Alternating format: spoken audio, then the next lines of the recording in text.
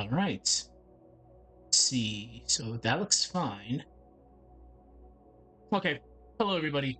So we're back once again. We just finally got started with this outline the other day.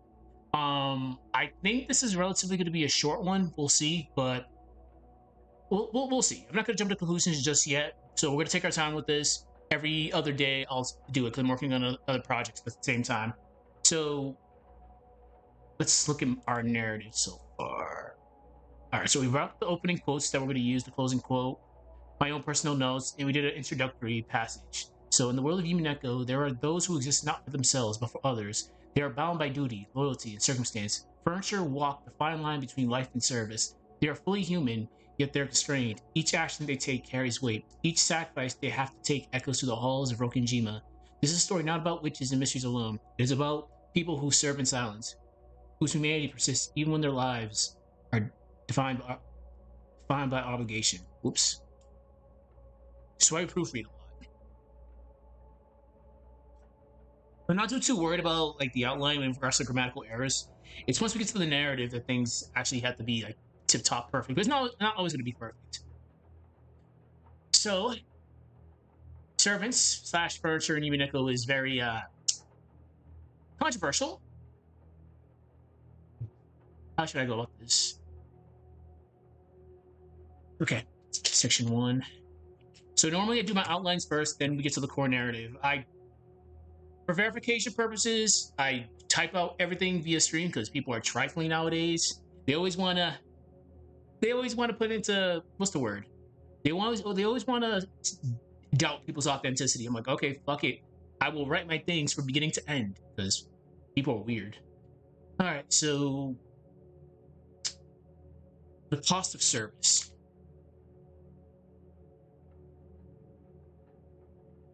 I was talking to a Umineko buddy of mine who has way more knowledge than I do, but which is kind of ironic because I introduced him into Umineko years ago, and he was like, "Yeah, you just need to focus on the core group. Don't get into the stakes or the siestas. Just focus on the Rokenjima crew." I'm like, "Okay, it's fair game." Because the stakes and the siestas are like their own separate video. Or if you want to be cool, Beatrice's sermons. Ranave. All right, so cost of service.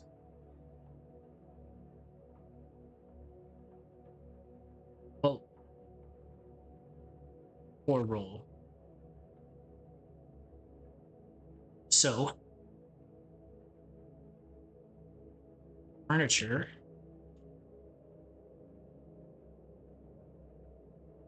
Umineko. Furniture and Umineko are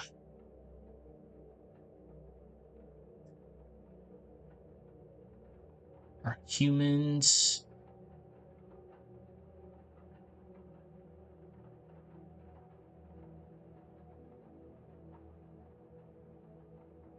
A service.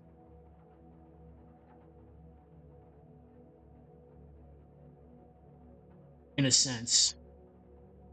It's the extreme.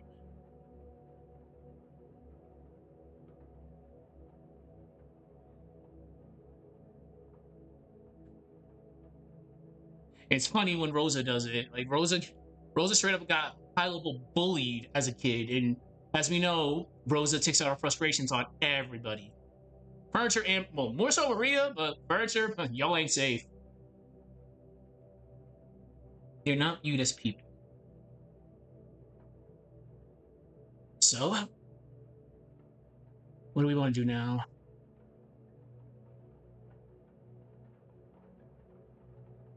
Let's do framing.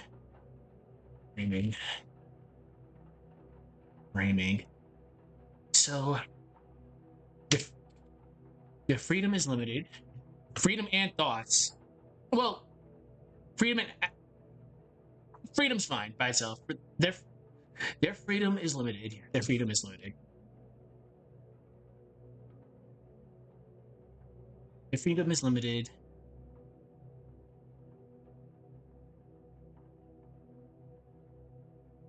Hmm.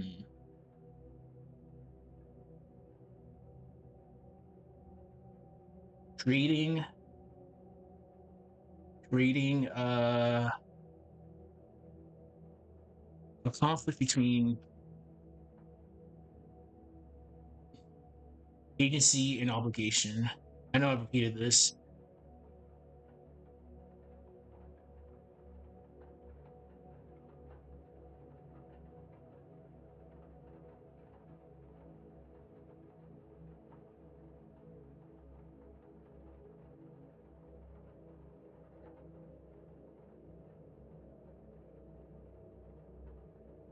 What do we want to do now?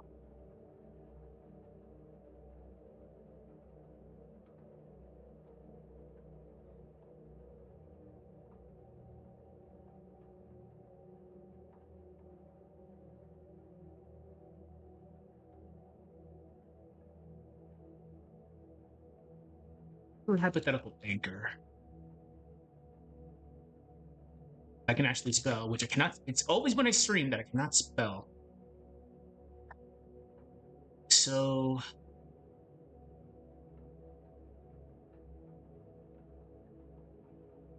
what happens? Because I'm not seen as human by the Ushiromiya. So, what happens when being human isn't enough? Isn't enough. What happens when being human isn't enough?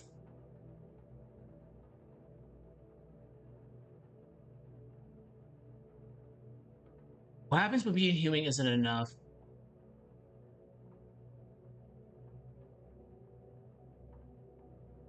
Hmm.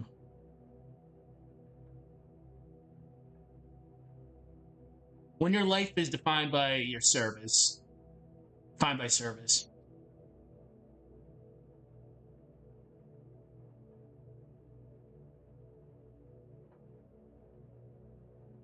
And again, just for going forward, we're not going into any crazy wonky theories. We're just focusing on the core group. No Yasu shenanigans. God, I don't want to put myself in that rabbit hole because it's so hard to get out of that. They should just be seen. All these Umineko ones are just basically seen as introductory narratives. When your life isn't an, when your life is, I said defined by service. Yeah.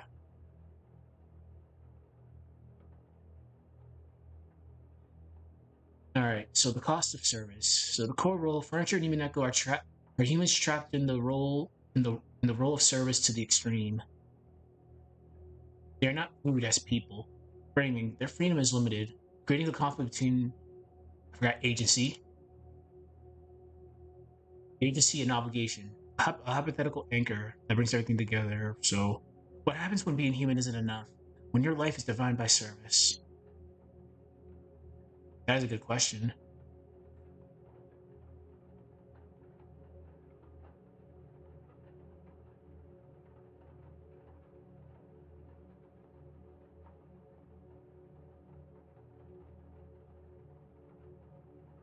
So, I have to. Wait, I have to be careful here. I have to be careful here. I have to signal.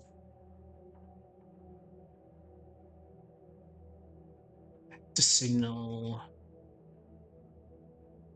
You know,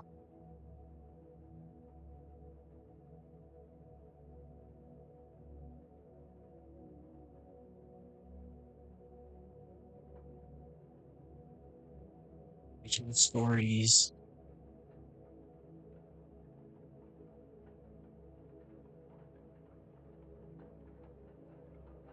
Furniture.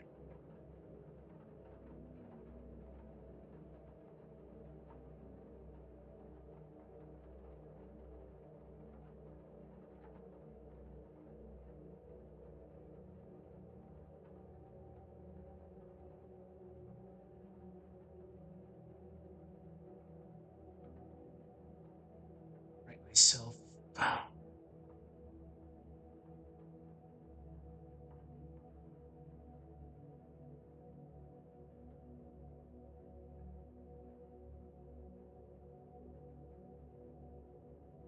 All costs.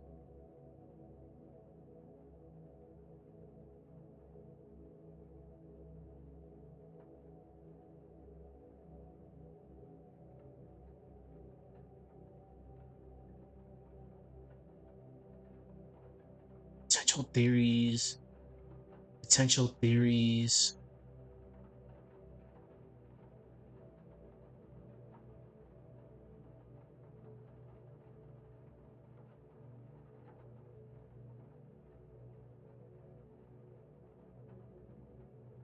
Old wounds.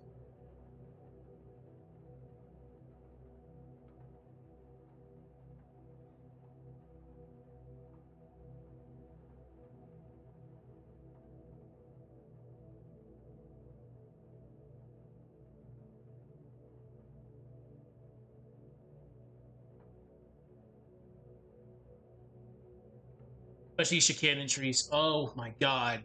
I just. Ugh. It was such a weird time to be alive in the early 2000s, especially with being a fan of Umineko. It was all over the place. All right, so section one will be the cost of service. Core role: furniture and Umineko are humans trapped in the role of service to the extreme. They're not viewed as people, but the Ushiromiyas. You gotta be specific here.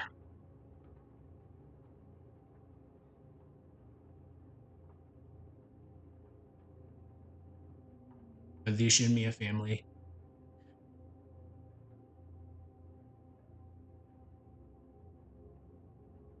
Framing their freedom is limited, creating a conflict between agency and obligation.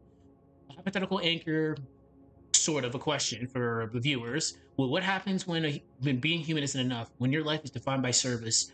I have to be careful here. I have to signal that this video will explore both individual stories of furniture and their role on Rokenjima.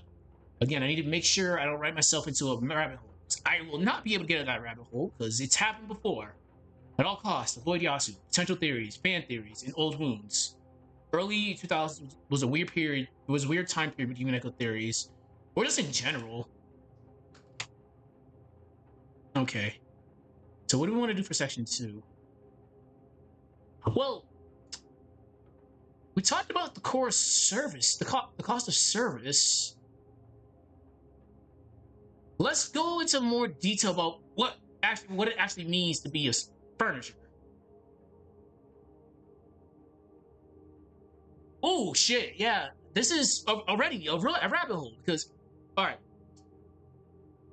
I'm gonna be very frank. Just the core Umineko Rokenjima squad, not the magical ones. That's not the purpose of this video. We're just talking about Kanon, Shannon, and if you really want to be cute about it, the other furniture, Kumasawa, Genji, etc.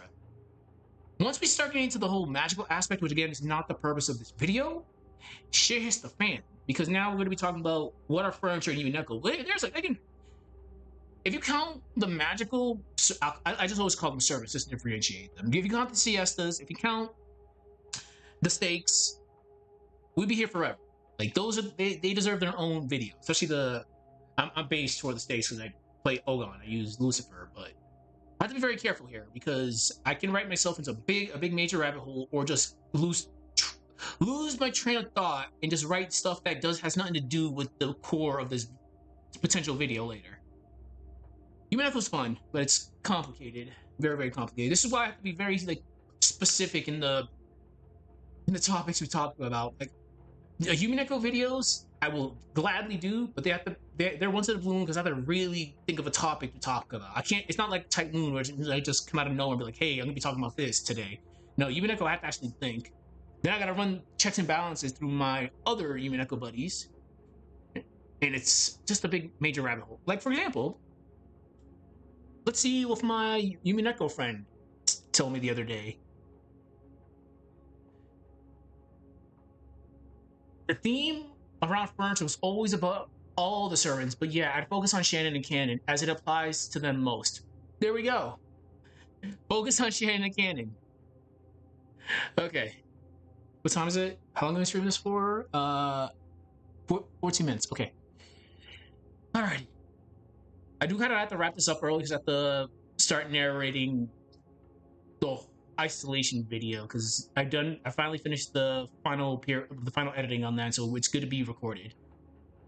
I'm gonna try to release this and the Type Moon one on Christmas all together if I can. If not, Is what it is. This one's gonna be a relatively short one, but we'll see. So section 2. What are furniture in Umineko?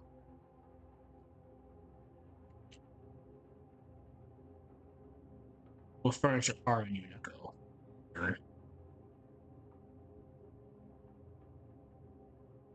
And I cannot spell.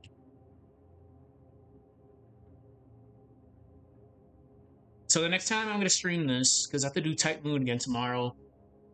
Tomorrow Sunday, Monday. I'll stream this on Monday because I'm only working on those two when it comes to actual like lore. I do my sprite animation stuff like later at night. So the way my schedule works is 5 p.m. my time, which is now. I stream. I do stuff like this first, then I do sprite animation later on before I go to bed. It's just the weekends I want to relax because YouTube is stressful at times. Very, very stressful. This is just a fun hobby at the end of the day.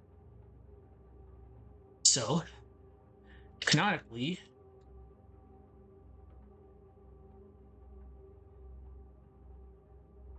wait.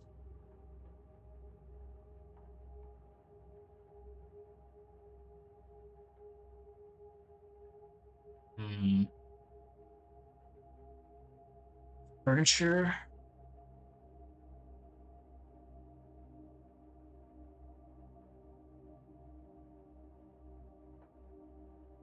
Oh, damn it. See, it's going to be so hard because we're just talking about the core group. We're not talking about the other people. Okay, all right, hold on. Are bound to service.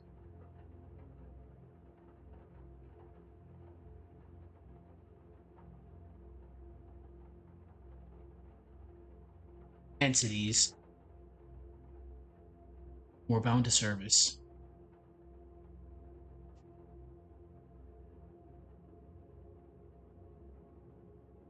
To a powerful master. Again, not the purpose of this video.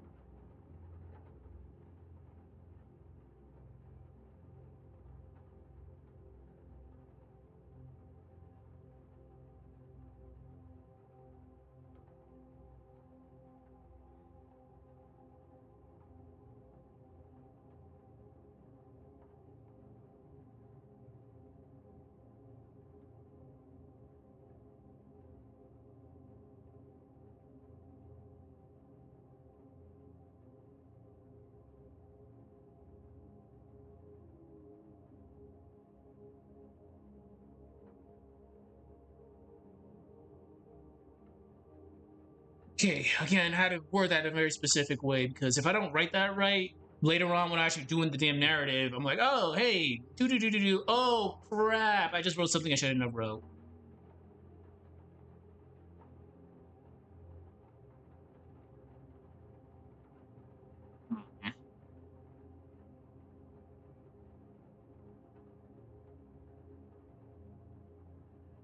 Okay. Actually, let's do this.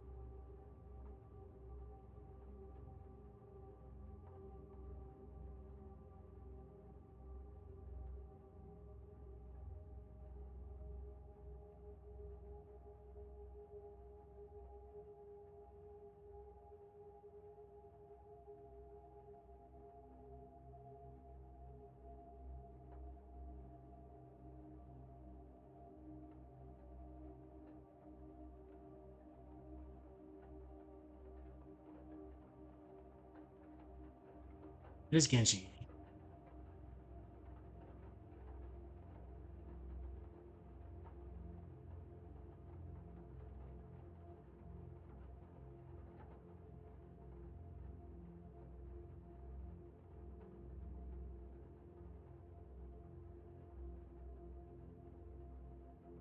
I cannot spell when it counts. You know, I haven't done the gag yet.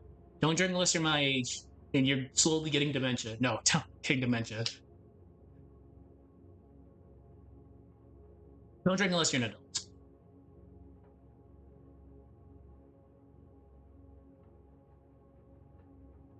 And I'm being careful with this one because Shannon and Kanon are weird, especially Shannon. Oh God, Shannon's weird. Shannon's weird.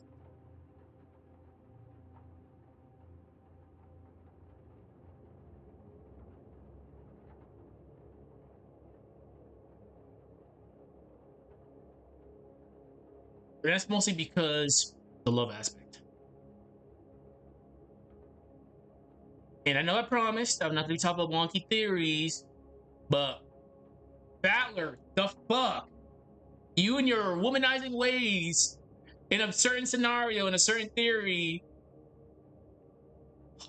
just killed everybody because you made a certain promise that you couldn't keep because it's understandable what happened because your mom died and you had a fight with Rudolph and left the family for a bit, so you didn't go back to the meeting, that the yearly meeting, and a certain person didn't take that the right way, and you promised that certain person that you'll take them away. Was it White Horse? Yeah. Then oh my god, like this is we won't get down that path. Oh, Umineko, you're wild at times.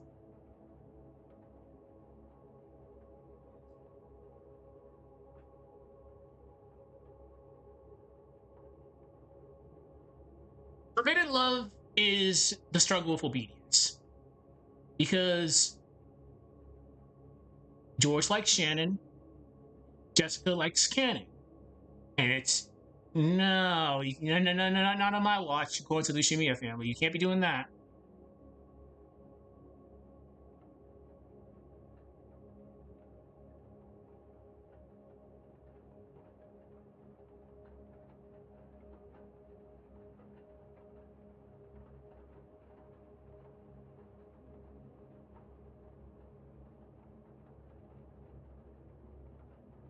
Okay.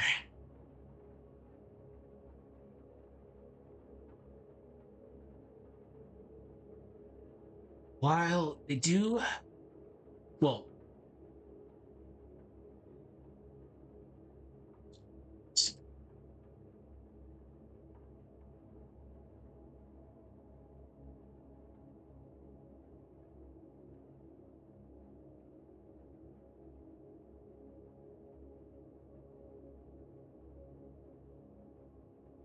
they have to serve their masters. Their human traits.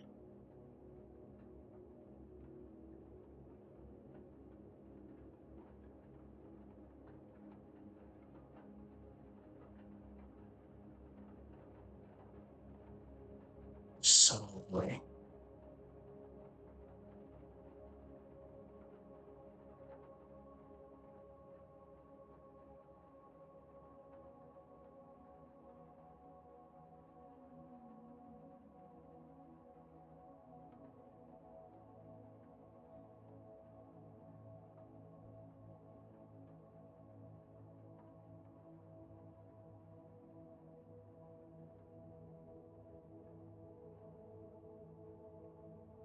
Okay. And I cannot spell. Okay, I cannot spell. Okay, so I think that's good. So let's see what we got for section two. Like I said, unfortunately, I do have to go like start narrating that other video. So I might actually just do that tomorrow. We'll see. All right, Canon. Furniture or people slash entities who are bound to service to a powerful master. EX, just an example, and not the purpose of this video. The stakes are bound to Beatrice via contract. So the Rokujima furniture serve Kinzo and the rest of the family. Varied experiences. Some of them have served the family since Kinzo's younger days, Genji, Kumasawa. Others struggle with obedience, Shannon and Kanon, highlighting the complexity of the characters. It's funny with Kumasawa, we're not getting into weird, wonky fan theories, but I did allude to this during the Rosa video a while back. Kumasawa, in a sense, could have been seen as a mother figure to Rosa, because Rosa had the crappiest childhood imaginable, and the only other person that was there that she probably confided to after all the excess bullying and neglect was Kumasawa.